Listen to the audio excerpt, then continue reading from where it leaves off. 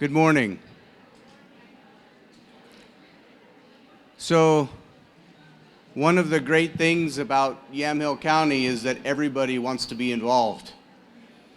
This conference was much more popular than maybe we had anticipated, and so we have a lot more folks, and we're letting folks in because this is important. So, bear with us today as our breakout sessions will be very full. We do have one table right up here. It's a great view, so if you got people in the back. So welcome, my name is Seamus McCarthy. I'm the Director of Operations and Integration for the Yamhill Community Care Organization. And I know that many of you are probably saying, well, what's a community care organization all about? Well, coordinated care organizations were created by Oregon legislature in 2012 as Oregon's way of implementing the Affordable Care Act passed by the United States Congress. Coordinated care organizations are not government entities.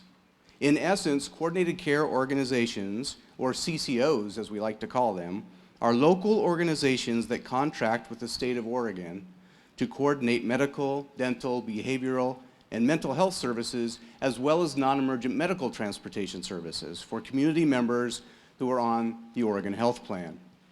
The Yamhill Community Care Organization serves nearly 25,000 members in our community. It is a private, not-for-profit 501c3 that is owned and directed by this community. On behalf of the Yamhill CCO and our sponsoring partners, Providence Newburgh Medical Center, Care Oregon, PH Tech, Advantage Dental, United Way of Mid-Willamette Valley, and Yamhill County Health and Human Services, I welcome you to the Yamhill community's first Family Resiliency Conference. We'd like to thank also the McMinnville Physicians Organization for supporting continuing medical education at this event. If you are a medical provider and would like to receive credit, please fill out the CME evaluation found at the registration table. Also, if you are in law enforcement, can we have somebody check the feedback on this? Also, if you are in law enforcement, there are F6 forms to fill out and receive professional development credit. In your packet, you will also find a green evaluation form. Please take time to fill this out and provide your feedback. That's important to us as we plan more of these events. Also, there is a yellow form in your packet that contains names of community organizations all working to build a resilient community. Please, if you would like to be involved in one of these wonderful organizations, take time to fill out that form and leave it with those at the front, at the registration table, and we'll contact you. It's important that all of us contribute to what we're talking about today, and at the end of the day, I think you'll see why. Also on this form is an option for you to take part in a community work group to lead a community conversation about how we can best partner together to build a healthier community. This conference began as a collaboration between the CCO and a few passionate representatives from local organizations, including the County Public Health and Services, Lutheran Community Services, Juliet's House, PMC, Physicians Medical Center, Head Start, the McMinnville School District, Project ABLE, Catholic Community Services, and our local community action agency. This planning committee had a vision for bringing a people together to talk about trauma, offer hope, and develop tools for attendees to use in their work and personal lives. The theme developed in the first few meetings was building communities, strengthening families, children ready for life. We hope that this theme can be a call to action.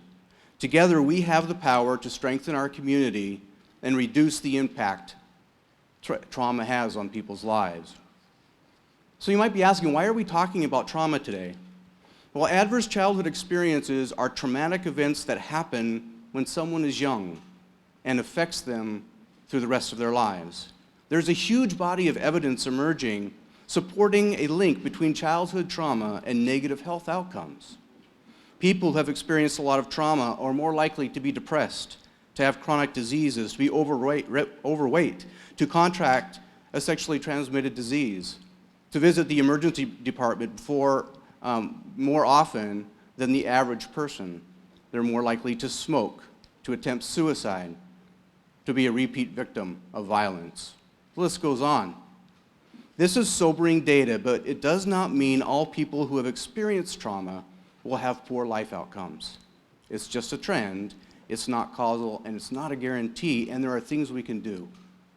Research is exploring why some people who have experienced childhood trauma encounter many problems later in life, while others seem to escape these outcomes.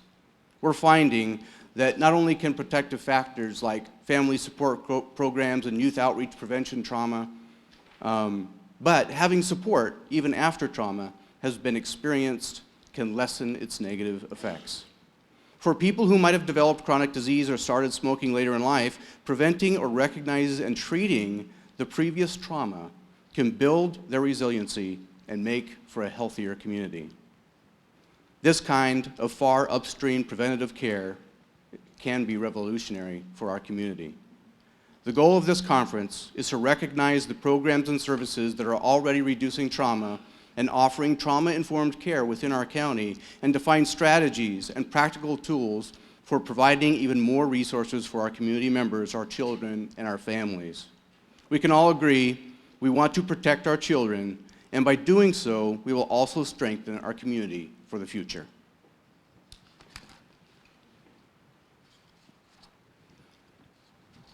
Our opening keynote speaker today is Laura Vandernoot-Lipsky. Laura has a long history addressing and exploring what trauma is and how it changes us. At age 18, Laura regularly spent nights volunteering in a homeless shelter. From there, she went on to work with survivors of child abuse, domestic violence, sexual assault, acute trauma, and natural disasters. Simultaneously, she has been active in the community organizing movements for social and environmental justice and has taught on issues surrounding systemic oppression and liberation theory. Over a decade ago, Laura experienced what she calls a near psychotic break. It was the result of years of witnessing and being intimately involved in trauma without tending to herself in the necessary ways. After that, she began a journey of inquiry into the lasting effects on individuals and groups of exposure to the suffering, hardships, crisis, or trauma experienced by humans, other living beings, and the planet itself. In addition to traveling near and far as part of her efforts to support others in practicing trauma stewardship, Laura volunteers in the public schools and is the founder and director of Preschooler Alice Francis, a Spanish language preschool that is guided by a curriculum in social and environmental justice. Conducted entirely in Spanish, it is the only one of its kind in the Pacific Northwest. Laura lives in Seattle, Washington, holds a Master's of Social Work degree, is an associate producer of the award-winning film A Lot Like You, and was given a Yo Mama Award in recognition of her work as a community activist. Please welcome Laura.